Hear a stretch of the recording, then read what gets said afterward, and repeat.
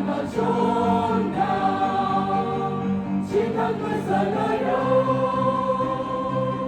Chúa chúng ta đã vinh quang.